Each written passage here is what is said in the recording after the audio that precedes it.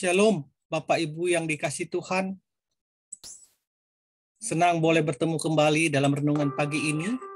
Mari kita bersatu dalam doa. Selamat pagi Tuhan.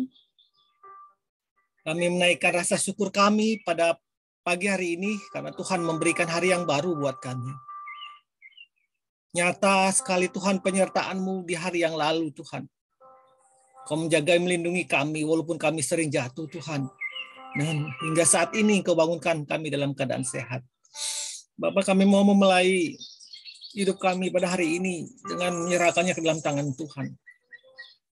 Datanglah Engkau Tuhan di tengah-tengah kami.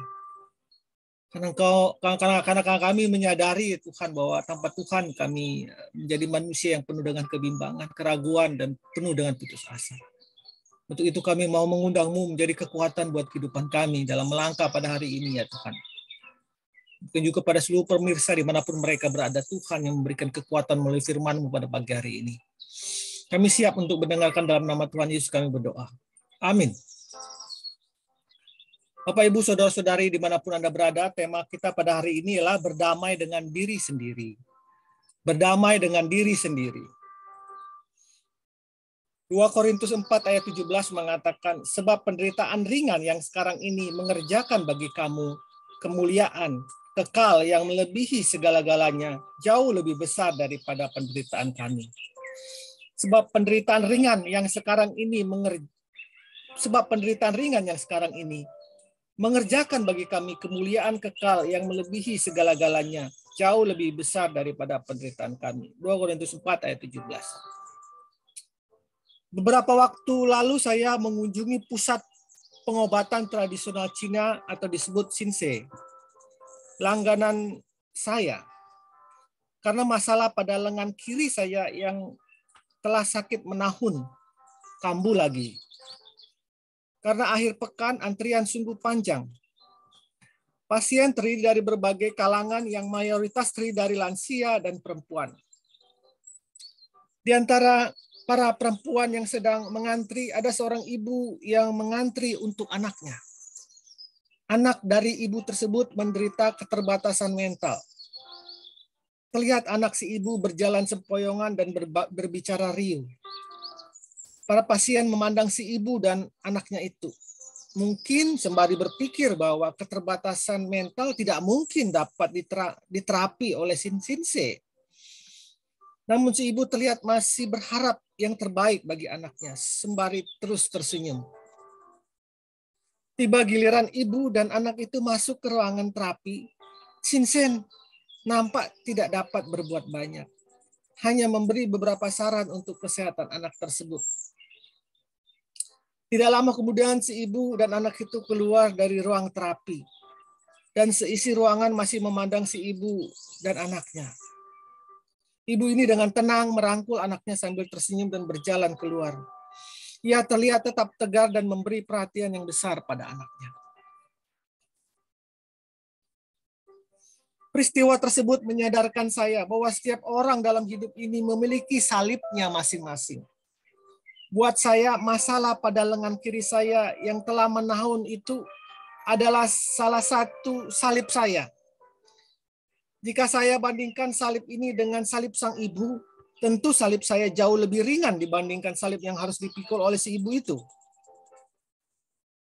Saya terkena masalah ini sejak sekolah. Saya terkadang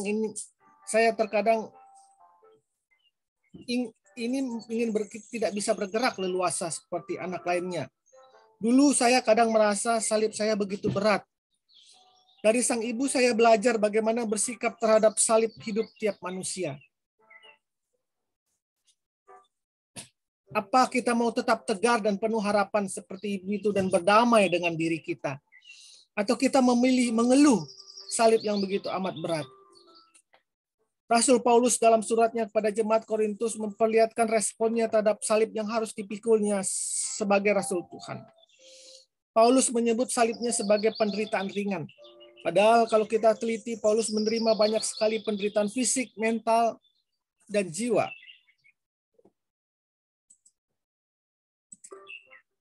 Ketika Paulus memberitakan Injil, Satu hal yang lebih indah lagi bagi Paulus, penderitaannya itu merupakan bagian dari kemuliaannya sebagai pengikut Kristus.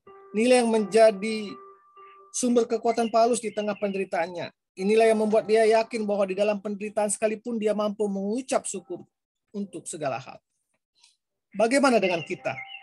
Bukankah kita menerima, menyadari dan mensyukuri diri kita dengan segala keterbatasan sebagai salib pengikut Kristus?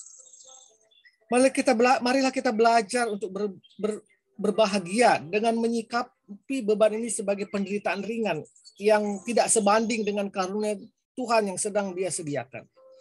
Mari berdamai dengan diri sendiri dan menerima kenyataan sebagai tugas dan panggilan Tuhan.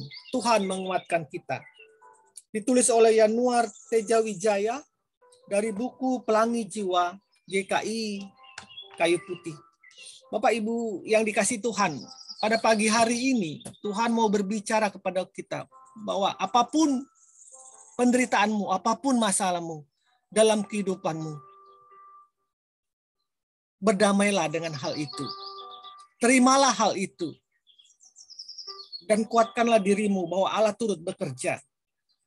Bahwa penderitaan kita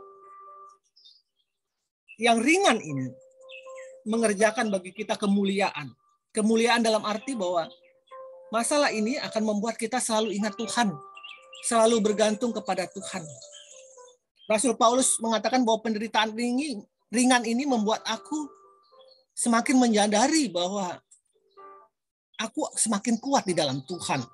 Aku semakin militan kepada Tuhan. Karena penderitaan ringan yang dia alami itu selalu menjadi warning bagi dia, selalu menjadi alat bagi dia untuk dia selalu ingat Tuhan. 1 Korintus 10 ayat 13 mengatakan pencobaan-pencobaan yang kamu alami ialah pencobaan-pencobaan biasa yang tidak melebihi kekuatan manusia.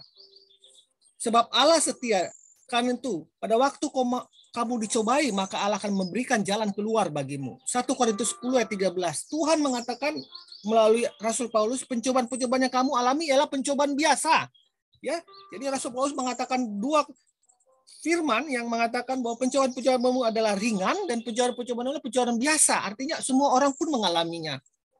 Bergantung pada orang itu bagaimana dia menyikapi persoalan itu. Ada satu orang yang mengalami hanya mungkin tangannya seperti tadi ditulis susah bergerak sebelah kirinya dan dia pergi berobat, dia merasakan bahwa itu salib berat bagi dia. Tapi ada seorang ibu yang punya anak keterbelakangan mental dan dia harus mengantar anak itu ke sini, dia menjalani dengan tegar. Jadi bagaimana sudut pandang kita? Bagaimana kita boleh berdamai dengan masalah kita? Itu kuncinya. Dan bagaimana kita bisa berdamai dengan masalah kita? Kita surrounding, kita menyerahkannya ke dalam tangan Tuhan. Dengan berusaha keras untuk tidak menjadi putus asa dalam hidup ini. Karena ada Tuhan beserta dengan kita. Jadi Bapak Ibu yang dikasihi Tuhan, apapun masalahmu dalam hidup ini, pandanglah Yesus. Dan lihatlah bahwa